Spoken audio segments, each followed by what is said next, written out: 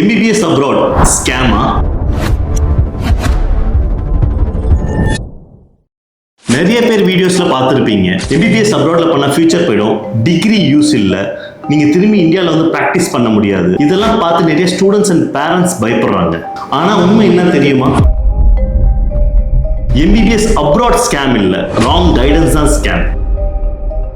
Doctor ஆகணும்னு இருக்கிற உங்க ட்ரீமை சில ஏஜென்சிஸ் தப்பான இன்ஃபர்மேஷன் கொடுத்து மிஸ்கைட் பண்றாங்க.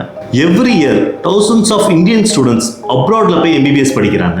ஆனா எல்லாரும் கரெக்டான கண்ட்ரி அண்ட் கரெக்டான யூனிவர்சிட்டி சூஸ் பண்றது இல்ல.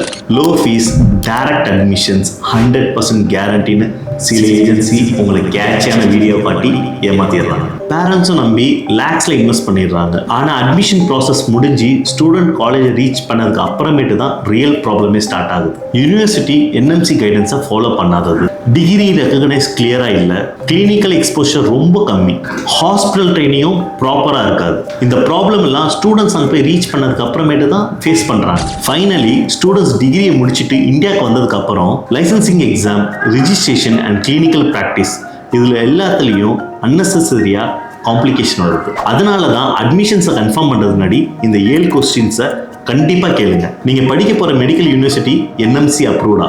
டிகிரி குளோபலி ரெகக்னைஸ்டா? அந்த கண்ட்ரியில இந்தியன் எம்பசி இருக்கா? நீங்க படிக்கிற கண்ட்ரியிலேயே லைசன்ஸ் டாக்டரா பிராக்டிஸ் பண்ண முடியுமா? அந்த கண்ட்ரியில காஸ்ட் ஆஃப் லிவிங் அஃபோர்டபுளா? இந்தியால இருந்து டிராவலிங் ஈஸியா இருக்கா? இந்தியா மாதிரியே கிளினிக்கல் எக்ஸ்போஷர் ஸ்ட்ராங்கா இருக்கா?